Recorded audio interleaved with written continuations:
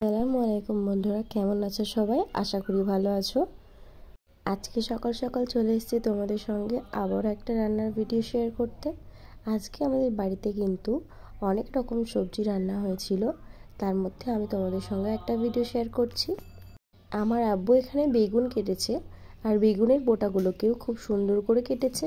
এই দেখো, তোমরা যারা বেগুন রান্না করো এইভাবে যদি বেগুনের বোটাটাকে খুব সুন্দর করে মাঝখান দিয়ে চিড়ে কেটে নাও, আর এটাকে যদি ভালো করে লবণ হলুদ মাখিয়ে ভেজেও খাও, তাহলে কিন্তু খুব টেস্ট লাগে। বেগুন যতটা টেস্ট লাগে তার থেকেও কিন্তু অন্যরকম একটা স্বাদ আছে এই বেগুনের বোটাতে।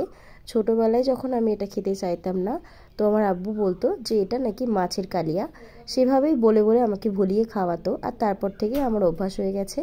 বেগুনের বোটা খেতে কিন্তু আমার খুবই ভালো লাগে। তোমাদের কাছে যদি ব্যাপারটি ইউনিক মনে হয়ে থাকে অবশ্যই একবার ট্রাই করে দেখো। এই বেগুনের বোটা খেতে কিন্তু খুবই ভালো লাগে। তো বেগুনগুলো আব্বু এখানে বেছে দিয়েছে খুব সুন্দর করে, আর এখানে ছিল একটু কাঁচা মটরশুঁটি, নতুন আলু, যেটা কিন্তু খোসা আজকে না ছাড়িয়েই মা রান্না করেছে, আর সেটা কিন্তু অন্যরকম একটা টেস্টি হয়েছিল। আর ছিল এখানে আমাদের বাগানের পুঁই শাকের ডাঁটা।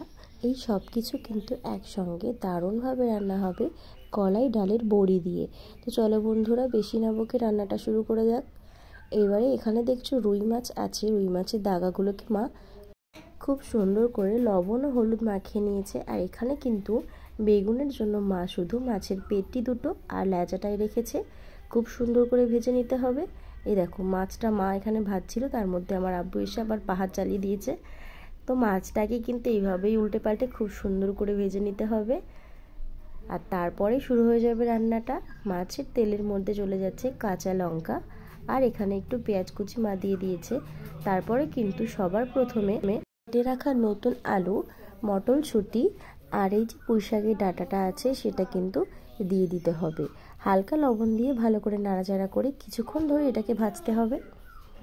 তোমরা শুনতে পাচ্ছ একটা খুব সুন্দর পাখি ডাকছে।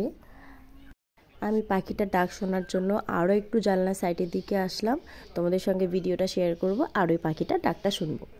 তো এবারে দেখছো ভালো করে কিন্তু ভাজা হয়ে গেছে কিছুটা, এর মধ্যে অল্প একটু পানি অ্যাড করতে হবে, তারপরে দিতে হবে হলুদ।